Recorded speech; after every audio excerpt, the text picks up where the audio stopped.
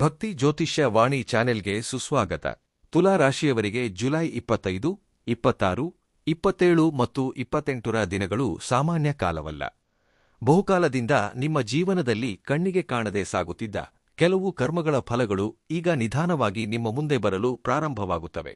ಅದಕ್ಕಾಗಿಯೇ ಈ 4 ದಿನಗಳ ಪ್ರಭಾವವನ್ನು ಕರ್ಮದ ಆರಂಭ ಎಂದು ಹೇಳಬಹುದು. ಗತಕಾಲದಲ್ಲಿ ನೀವು ಮಾಡಿದ ಒಳ್ಳೆಯ ಕೆಲಸಗಳು, ತೋರಿಸಿದ ಸಹನೆ ಮತ್ತು ಕಾಪಾಡಿಕೊಂಡ ನಂಬಿಕೆ ಈಗ ಯಾವ ರೂಪದಲ್ಲಿ ಹಿಂತಿರುಗುತ್ತವೆಯೋ ಎಂದು ನೀವು ಆಶ್ಚರ್ಯಪಡುವ ಸಾಧ್ಯತೆಯಿದೆ.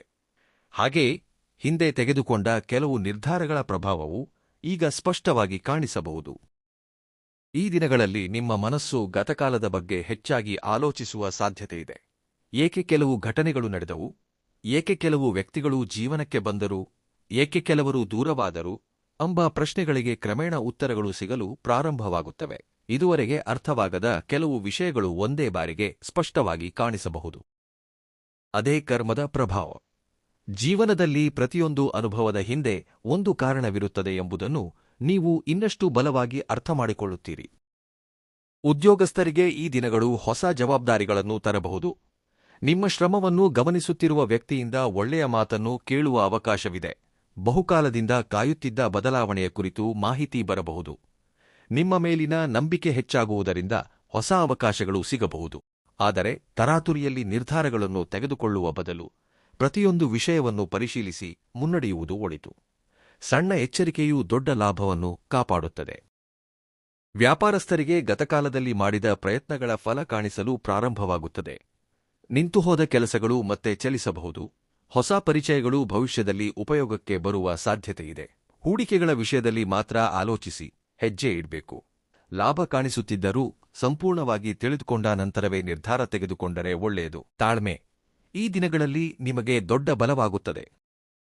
ಆರ್ಥಿಕ ಪರಿಸ್ಥಿತಿಯಲ್ಲಿಯೂ ಕ್ರಮೇಣ ಬೆಳವಣಿಗೆ ಕಾಣಿಸಬಹುದು. ನಿಂತುಹೋದ ಹಣ ಹಿಂತಿರುಗುವುದು, ನಿರೀಕ್ಷಿಸದ ಆದಾಯ ಬರುವುದು ಅಥವಾ ಒಂದು ಸಣ್ಣ ಅವಕಾಶವೇ ದೊಡ್ಡ ಬದಲಾವಣೆಗೆ ಕಾರಣವಾಗುವುದು ಎಂಬಂತಹ ಸೂಚನೆಗಳು ಕಾಣಿಸುತ್ತಿವೆ.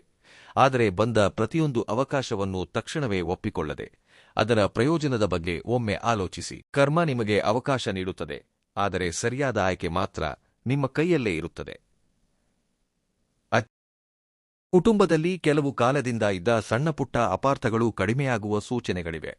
ನೀವು ಮಾತನಾಡುವ ವಿಧಾನ ಮತ್ತು ತೋರಿಸುವ ಸಹನೆ ವಾತಾವರಣವನ್ನು ಬದಲಾಯಿಸಬಹುದು. ಹಿರಿಯರ ಆಶೀರ್ವಾದ ನಿಮಗೆ ಧೈರ್ಯವನ್ನು ನೀಡುತ್ತದೆ. ಮನೆಯಲ್ಲಿ ಒಂದು ಶುಭಸುದ್ದಿ ಕೇಳುವ ಅವಕಾಶವೂ ಇದೆ. ಬಹಳ ದಿನಗಳ ನಂತರ ಎಲ್ಲರೂ ಒಟ್ಟಾಗಿ ಸಂತೋಷದಿಂದ ಕಳೆಯುವ ಸಮಯ ಇದಾಗಬಹುದು. ಪ್ರೇಮ ಸಂಬಂಧದಲ್ಲಿ ಇರುವವರು ಭಾವುಕರಾಗದೆ ಪ್ರಾಮಾಣಿಕವಾಗಿ ಮಾತನಾಡಿದರೆ ಸಂಬಂಧ ಇನ್ನಷ್ಟು ಬಲಗೊಳ್ಳುತ್ತದೆ. ಒಂಟಿಯಾಗಿರುವವರಿಗೆ ಹೊಸ ಪರಿಚಯ ಉಂಟಾಗುವ ಸಾಧ್ಯತೆಯಿದೆ. ಆದರೆ ತಕ್ಷಣವೇ ನಂಬಿಕೆ ಇಡುವ ಬದಲು ಎದುರಿಗಿರುವವರ ಸ್ವಭಾವವನ್ನು ಅರ್ಥಮಾಡಿಕೊಳ್ಳಲು ಸಮಯ ಕೊಡಿ. ಒಳ್ಳೆಯ ಸಂಬಂಧಗಳು ಸಹನೆಯಿಂದಲೇ ಬಲಗೊಳ್ಳುತ್ತವೆ. ಈ 4 ದಿನಗಳಲ್ಲಿ ನಿಮ್ಮ ಆತ್ಮವಿಶ್ವಾಸ ಹೆಚ್ಚಾಗುತ್ತದೆ. ಗತಕಾಲದಲ್ಲಿ ನಿಮ್ಮ ಮೇಲೆ ನೀವೇ ಇಟ್ಟುಕೊಂಡಿದ್ದ ಸಂಶಯಗಳು ಕಡಿಮೆಯಾಗುತ್ತವೆ. ನೀವು ಮಾಡಲು ಸಾಧ್ಯವಿಲ್ಲ ಅಂದುಕೊಂಡ ಕೆಲಸವನ್ನು ಪೂರ್ಣಗೊಳಿಸಲು ಸಾಧ್ಯ ಎಂಬ ನಂಬಿಕೆ ಬರುತ್ತದೆ. ಇದೇ ನಿಮ್ಮ ಜೀವನದಲ್ಲಿ ಹೊಸ ಅಧ್ಯಾಯದ ಪ್ರಾರಂಭವಾಗಬಹುದು. ಬಹುಕಾಲದಿಂದ ಮುಂದೂಡಿದ ಕೆಲಸವನ್ನು ಈಗ ಪ್ರಾರಂಭಿಸಿದರೆ ಒಳ್ಳೆಯ ಫಲಿತಾಂಶ ಪಡೆಯುವ ಅವಕಾಶವಿದೆ. ಆಧ್ಯಾತ್ಮಿಕವಾಗಿಯೂ ಈ ಕಾಲವು ವಿಶೇಷವಾದದ್ದು. ಬೆಳಿಗ್ಗೆ ಪ್ರಶಾಂತವಾಗಿ ಸ್ವಲ್ಪ ಸಮಯ ಧ್ಯಾನ ಮಾಡುವುದು, ನಿಮಗಿಷ್ಟವಾದ ದೇವತೆಯನ್ನು ಸ್ಮರಿಸುವುದು ಮತ್ತು ಒಳ್ಳೆಯ ಆಲೋಚನೆಗಳೊಂದಿಗೆ ದಿನವನ್ನು ಪ್ರಾರಂಭಿಸುವುದರಿಂದ ಮಾನಸಿಕ ಪ್ರಶಾಂತತೆ ಹೆಚ್ಚಾಗುತ್ತದೆ, ಕೋಪ ಕಡಿಮೆಯಾಗುತ್ತದೆ ಮತ್ತು ನಿರ್ಧಾರಗಳನ್ನು ಸ್ಪಷ್ಟವಾಗಿ ತೆಗೆದುಕೊಳ್ಳಲು ಸಾಧ್ಯವಾಗುತ್ತದೆ. ಕರ್ಮಫಲ ಎಂಬುದು ಕೇವಲ ಹೊರಗಡೆ ನಡೆಯುವ ಘಟನೆಗಳ ರೂಪದಲ್ಲಿ ಮಾತ್ರವಲ್ಲ, ಮನಸ್ಸಿನಲ್ಲಿ ಬರುವ ಬದಲಾವಣೆಗಳ ರೂಪದಲ್ಲಿಯೂ ಕಾಣಿಸುತ್ತದೆ. ಜುಲೈ 25ರಿಂದ 28ರವರೆಗೆ ಪ್ರತಿಯೊಂದು ದಿನವೂ ನಿಮಗೆ ಒಂದು ಸಣ್ಣ ಸಂಕೇತವನ್ನು ನೀಡುತ್ತದೆ. ಆ ಸಂಕೇತವನ್ನು ಗುರುತಿಸಲು ಸಾಧ್ಯವಾದರೆ ಭವಿಷ್ಯದಲ್ಲಿ ತೆಗೆದುಕೊಳ್ಳುವ ನಿರ್ಧಾರಗಳು ಇನ್ನಷ್ಟು ಸುಲಭವಾಗುತ್ತವೆ. ಯಾರೋ ಹೇಳಿದ ಮಾತು, ಅಕಸ್ಮಾತ್ತಾಗಿ ನಡೆದ ಪರಿಚಯ, ಒಂದು ಫೋನ್ ಕಾಲ್ ಅಥವಾ ಬಹಳ ದಿನಗಳ ನಂತರ ಬಂದ ಮಾಹಿತಿಯು ನಿಮ್ಮ ಜೀವನದ ದಿಕ್ಕನ್ನು ಬದಲಾಯಿಸುವ ಕಾರಣವಾಗಬಹುದು. ಅದಕ್ಕಾಗಿಯೇ ಈ ದಿನಗಳಲ್ಲಿ ಪ್ರತಿಯೊಂದು ವಿಷಯವನ್ನು ಶ್ರದ್ಧೆಯಿಂದ ಗಮನಿಸಿ. ನಿಮ್ಮ ಕರ್ಮಚಕ್ರವು ನಿಧಾನವಾಗಿ ತಿರುಗಲು ಪ್ರಾರಂಭಿಸಿದೆ. ನೀವು ಸಿದ್ಧರಿದ್ದರೆ ಈ ಬದಲಾವಣೆಗಳು ನಿಮಗೆ ಶುಭ ಫಲಿತಾಂಶಗಳನ್ನೇ ನೀಡುವ ಸಾಧ್ಯತೆ ಹೆಚ್ಚಿರುತ್ತದೆ. ಜುಲೈ 25, 26, 27, 28 ದಿನಾಂಕಗಳ ಪ್ರಭಾವ ಮುಂದುವರಿದಂತೆ ನಿಮ್ಮ ಜೀವನದಲ್ಲಿ ಕೆಲವು ವಿಷಯಗಳು ನಿರೀಕ್ಷಿಸಿದ್ದಕ್ಕಿಂತ ವೇಗವಾಗಿ ಬದಲಾಗುತ್ತಿರುವಂತೆ ಅನಿಸಬಹುದು. ಇದುವರೆಗೆ ನಿಶ್ಶಬ್ದವಾಗಿ ಸಾಗುತ್ತಿದ್ದ ಪರಿಸ್ಥಿತಿಗಳು ಒಂದೇ ಬಾರಿಗೆ ಚಲಿಸಲು ಪ್ರಾರಂಭವಾಗುತ್ತವೆ. ಇದು ಹೆದಬೇಕಾದ ಬದಲಾವಣೆಯಲ್ಲ, ನಿಮ್ಮ ಕರ್ಮ ನಿಮಗಾಗಿ ಸಿದ್ಧಪಡಿಸಿದ ಹೊಸ ಅವಕಾಶಗಳ ಪ್ರಾರಂಭದ ಸಂಕೇತ. ನೀವು ಗತಕಾಲದಲ್ಲಿ ಎಷ್ಟೋ ಪ್ರಾಮಾಣಿಕವಾಗಿ ಮಾಡಿದ ಪ್ರಯತ್ನಗಳು ಈಗ ಒಂದೊಂದಾಗಿ ಫಲಿತಾಂಶಗಳನ್ನು ತೋರಿಸಲು ಪ್ರಾರಂಭಿಸುತ್ತವೆ. ಸ್ವಲ್ಪ ತಡವಾದರೂ ಸರಿಯಾದ ಸಮಯದಲ್ಲಿ ಸಿಗುವ ಯಶಸ್ಸಿಗೆ ವಿಶೇಷವಾದ ಮೌಲ್ಯವಿರುತ್ತದೆ. ಈ ದಿನಗಳಲ್ಲಿ ನಿಮ್ಮ ಮಾತಿಗೆ ಗೌರವ ಹೆಚ್ಚಾಗುವ ಸಾಧ್ಯತೆಯಿದೆ. ಇದುವರೆಗೆ ನಿಮ್ಮ ಅಭಿಪ್ರಾಯವನ್ನು ಗಣನೆಗೆ ತೆಗೆದುಕೊಳ್ಳದವರು ಸಹ ಈಗ ನಿಮ್ಮ ಸಲಹೆ ಕೇಳುವ ಪರಿಸ್ಥಿತಿ ಬರಬಹುದು. ನೀವು ತೋರಿಸುವ ಸಮತೋಲನ, ತಾಳ್ಮೆ ಮತ್ತು ವಿವೇಕ ಇತರರನ್ನು ಆಕರ್ಷಿಸುತ್ತವೆ. ತುಲಾ ರಾಶಿಯವರಿಗೆ ನೈಸರ್ಗಿಕವಾಗಿ ಇರುವ ಸಮನ್ವಯದ ಗುಣ ಈ 4 ದಿನಗಳಲ್ಲಿ ಇನ್ನಷ್ಟು ಬಲವಾಗಿ ಕೆಲಸ ಮಾಡುತ್ತದೆ. ಅದಕ್ಕಾಗಿಯೇ ಕುಟುಂಬದಲ್ಲಾಗಲಿ, ಉದ್ಯೋಗದಲ್ಲಾಗಲಿ ಅಥವಾ ವ್ಯಾಪಾರದಲ್ಲಾಗಲಿ ನೀವು ಹೇಳುವ ಒಂದು ಒಳ್ಳೆಯ ಮಾತು ಸಮಸ್ಯೆಯನ್ನು ಪರಿಹರಿಸುವ ದಿಕ್ಕಿನಲ್ಲಿ ಬದಲಾಗಬಹುದು. ಬಹಳ ಕಾಲದಿಂದ ಪೂರ್ಣಗೊಳಿಸಬೇಕೆಂದುಕೊಂಡಿದ್ದ ಒಂದು ಮುಖ್ಯವಾದ ಕೆಲಸ ಈಗ ಪೂರ್ಣಗೊಳ್ಳುವ ಸಾಧ್ಯತೆಗಳು ಕಾಣಿಸುತ್ತಿವೆ. ಮಧ್ಯದಲ್ಲಿ ಬಂದ ಅಡೆತಡೆಗಳು ನಿವಾರಣೆಯಾಗಬಹುದು. ಕೆಲವರಿಗೆ ಅಧಿಕಾರಿಗಳಿಂದ ಅನುಕೂಲಕರ ಸ್ಪಂದನೆ ಸಿಗಬಹುದು. ಮತ್ತೆ ಕೆಲವರಿಗೆ ಹೊಸ ಅವಕಾಶದ ರೂಪದಲ್ಲಿ ಅದೃಷ್ಟ ಬಾಗಿಲು ತಟ್ಟಬಹುದು. ಈ ಸಮಯದಲ್ಲಿ ಬಂದ ಅವಕಾಶಗಳನ್ನು ಸಣ್ಣವೆಂದು ಭಾವಿಸಿ ಬಿಟ್ಟುಕೊಡಬೇಡಿ. ಸಣ್ಣ ಹೆಜ್ಜೆಯೇ ದೊಡ್ಡ ಯಶಸ್ಸಿಗೆ ತಡಿಪಾಯವಾಗಬಹುದು. ಆರ್ಥಿಕ ವಿಷಯಗಳಲ್ಲಿಯೂ ಕ್ರಮೇಣ ಸ್ಥಿರತೆ ಉಂಟಾಗುತ್ತದೆ. ವೆಚ್ಚಗಳು ಕಡಿಮೆಯಾಗುವ ಸಾಧ್ಯತೆಯಿದೆ. ಗತಕಾಲದಲ್ಲಿ ಮಾಡಿದ ಉಳಿತಾಯ ಈಗ ಉಪಯೋಗಕ್ಕೆ ಬರುತ್ತದೆ. ಕೆಲವರಿಗೆ ಹೊಸ ಆದಾಯದ ಮಾರ್ಗ ಕಾಣಿಸಬಹುದು.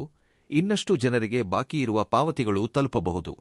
ಆದರೆ ಅನಗತ್ಯ ವೆಚ್ಚಗಳನ್ನು ಕಡಿಮೆ ಮಾಡುವುದು ಒಳ್ಳೆಯದು.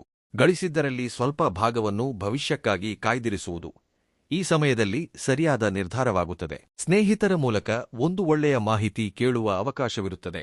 ಬಹಳ ದಿನಗಳ ನಂತರ ಭೇಟಿಯಾಗುವ ವ್ಯಕ್ತಿ ನಿಮ್ಮ ಜೀವನದಲ್ಲಿ ಹೊಸ ಆಲೋಚನೆಗಳಿಗೆ ಕಾರಣವಾಗಬಹುದು. ಕೆಲವೊಂದು ದೂರವಾದ ವ್ಯಕ್ತಿಗಳೊಂದಿಗೆ ಇದ್ದ ಅಪಾರ್ಥಗಳು ನಿವಾರಣೆಯಾಗುವ ಸೂಚನೆಗಳೂ ಇವೆ. ಕ್ಷಮಿಸುವುದನ್ನು ಕಲಿತವರಿಗೆ ಈ ಕರ್ಮಕಾಲವು ಇನ್ನಷ್ಟು ಅನುಕೂಲಕರವಾಗಿ ಕೆಲಸ ಮಾಡುತ್ತದೆ. ಏಕೆಂದರೆ ಮನಸ್ಸಿನಲ್ಲಿರುವ ಭಾರವನ್ನು ಕಡಿಮೆ ಮಾಡಿದಾಗ ಹೊಸ ಆಶೀರ್ವಾದಗಳಿಗೆ ಜಾಗ ಉಂಟಾಗುತ್ತದೆ. ವಿದ್ಯಾರ್ಥಿಗಳಿಗೆ ಇದು ಏಕಾಗ್ರತೆ ಹೆಚ್ಚಿಸಿಕೊಳ್ಳುವ ಸಮಯ. ಓದಿನತ್ತ ಗಮನ ಹರಿಸಿದವರಿಗೆ ಒಳ್ಳೆಯ ಆತ್ಮವಿಶ್ವಾಸ ಹೆಚ್ಚಾಗುತ್ತದೆ. ನೀವು ಮಾಡಿದ ಶ್ರಮ ವ್ಯರ್ಥವಾಗಿಲ್ಲ ಎಂಬುದಕ್ಕೆ ಸಂಕೇತಗಳು ಕಾಣಿಸುತ್ತವೆ. ಪ್ರತಿದಿನ ಸ್ವಲ್ಪ ಸಮಯ ಯೋಜನೆಯ ಪ್ರಕಾರ ಓದುವುದು ನಿಮ್ಮ ಯಶಸ್ಸಿಗೆ ಬಲವಾದ ತಡಿಪಾಯವಾಗುತ್ತದೆ. ಆರೋಗ್ಯದ ದೃಷ್ಟಿಯಿಂದ ಸಣ್ಣಪುಟ್ಟ ಅಡೆತಡೆಗಳು ಉಂಟಾದರೂ ಅವುಗಳನ್ನು ನಿರ್ಲಕ್ಷಿಸದೆ ವಿಶ್ರಾಂತಿ ತೆಗೆದುಕೊಳ್ಳುವುದು ಒಳ್ಳೆಯದು. ಸರಿಯಾದ ನಿದ್ರೆ, ಸಮಯಕ್ಕೆ ಸರಿಯಾಗಿ ಆಹಾರ ಮತ್ತು ಅಗತ್ಯವಿರುವಷ್ಟು ನೀರು ಸೇವಿಸುವುದರಿಂದ ಶರೀರ ಚುರುಕಾಗಿರುತ್ತದೆ. ಮಾನಸಿಕವಾಗಿ ಪ್ರಶಾಂತತೆಯು ಈ ದಿನಗಳಲ್ಲಿ ಬಹಳ ಮುಖ್ಯ. ಅನಗತ್ಯ ಆತಂಕವನ್ನು ಕಡಿಮೆ ಮಾಡಿದರೆ ನಿಮ್ಮ ನಿರ್ಧಾರಗಳು ಇನ್ನಷ್ಟು ಸ್ಪಷ್ಟವಾಗಿರುತ್ತವೆ. ಈ 4 ದಿನಗಳಲ್ಲಿ ನೀವು ಒಂದು ವಿಷಯವನ್ನು ನೆನಪಿನಲ್ಲಿಡಬೇಕು. ಪ್ರತಿಯೊಂದು ವಿಳಂಬವೂ ಸೋಲಲ್ಲ. ಕೆಲವೊಮ್ಮೆ ದೇವರು ಸರಿಯಾದ ಸಮಯ ಬರುವವರೆಗೂ ಫಲಿತಾಂಶವನ್ನು ತಡೆಹಿಡಿದಿರುತ್ತಾನೆ. ಆ ಸಮಯ ಹತ್ತಿರವಾಗುತ್ತಿರುವಾಗ ಅದು ಕಾಣಿಸುತ್ತದೆ. ಅದಕ್ಕಾಗಿಯೇ ನಿರಾಶೆಯನ್ನು ತೊರೆದು ಭರವಸೆಯೊಂದಿಗೆ ಮುನ್ನಡೆಯಿರಿ. ನಿಮ್ಮ ಶ್ರಮವನ್ನು ಮುಂದುವರಿಸಿ. ಕರ್ಮ ನಿಮ್ಮ ಪ್ರಯತ್ನವನ್ನು ಎಂದಿಗೂ ವ್ಯರ್ಥ ಮಾಡುವುದಿಲ್ಲ. ಜುಲೈ 28ರ ವೇಳೆಗೆ ಒಂದು ಮುಖ್ಯವಾದ ವಿಷಯ ನಿಮಗೆ ಸ್ಪಷ್ಟವಾಗುತ್ತದೆ. ಯಾರನ್ನು ನಂಬಬೇಕು, ಯಾವ ದಾರಿಯಲ್ಲಿ ನಡೆಯಬೇಕು, ಯಾವ ನಿರ್ಧಾರ ನಿಮ್ಮ ಭವಿಷ್ಯವನ್ನು ಬದಲಾಯಿಸಲಿದೆ ಎಂಬ ವಿಷಯದಲ್ಲಿ ನಿಮ್ಮ ಮನಸ್ಸಿಗೆ ಸ್ಪಷ್ಟತೆ ಸಿಗುತ್ತದೆ.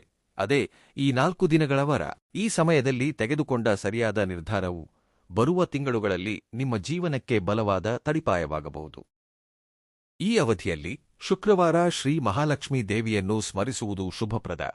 ನಿಮ್ಮಿಂದ ಸಾಧ್ಯವಾದಷ್ಟು ಸಹಾಯವನ್ನು ಅಗತ್ಯವಿರುವವರಿಗೆ ಮಾಡುವುದು ಶುಭವೆಂದು ಭಾವಿಸಬಹುದು. ಒಳ್ಳೆಯ ಮಾತಾಡುವುದು, ಪ್ರಾಮಾಣಿಕತೆ ಪಾಲಿಸುವುದು ಮತ್ತು ಇತರರ ಮನಸ್ಸಿಗೆ ನೋವುಂಟು ಮಾಡದಿರುವುದು ಸಹ ನಿಮ್ಮಲ್ಲಿ ಧನಾತ್ಮಕ ಶಕ್ತಿಯನ್ನು ಹೆಚ್ಚಿಸುತ್ತದೆ. ಕರ್ಮ ಎಂಬುದು ಕೇವಲ ಗತಕಾಲದ ಫಲಿತಾಂಶ ಮಾತ್ರವಲ್ಲ. ಇಂದು ನೀವು ಮಾಡುವ ಪ್ರತಿಯೊಂದು ಒಳ್ಳೆಯ ಕೆಲಸದಲ್ಲಿ ನಾಳೆಯ ಶುಭ ಫಲಿತಾಂಶಗಳನ್ನು ನಿರ್ಮಿಸುವ ಪ್ರಕ್ರಿಯೆಯೂ ಹೌದು.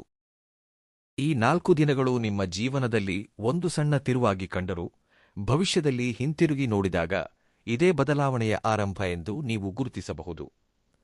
ಆದ್ದರಿಂದ ಬಂದ ಪ್ರತಿಯೊಂದು ಅವಕಾಶವನ್ನು ಧೈರ್ಯವಾಗಿ ಸ್ವೀಕರಿಸಿ. ನಿಮ್ಮ ಮೌಲ್ಯವನ್ನು ನೀವೇ ಕಡಿಮೆ ಮಾಡಿಕೊಳ್ಳಬೇಡಿ. ನಿಮ್ಮ ಸಮಯ ಪ್ರಾರಂಭವಾಗುತ್ತಿದೆ. ನಂಬಿಕೆಯಿಂದ ಮುನ್ನಡೆಯಿರಿ. ಒಳ್ಳೆಯ ಆಲೋಚನೆಗಳು, ಒಳ್ಳೆಯ ಕೆಲಸಗಳು, ತಾಳ್ಮೆ ಮತ್ತು ಪ್ರಾಮಾಣಿಕತೆ ನಿಮ್ಮ ಜೊತೆಗಿದ್ದರೆ ಈ ಕರ್ಮದ ಆರಂಭದಿ ಕಾಲವು ನಿಮ್ಮ ಜೀವನದಲ್ಲಿ ಎಂದಿಗೂ ಮರೆಯಲಾಗದ ಶುಭ ಅಧ್ಯಾಯಕ್ಕೆ ನಾಂದಿಯಾಗಬಹುದು.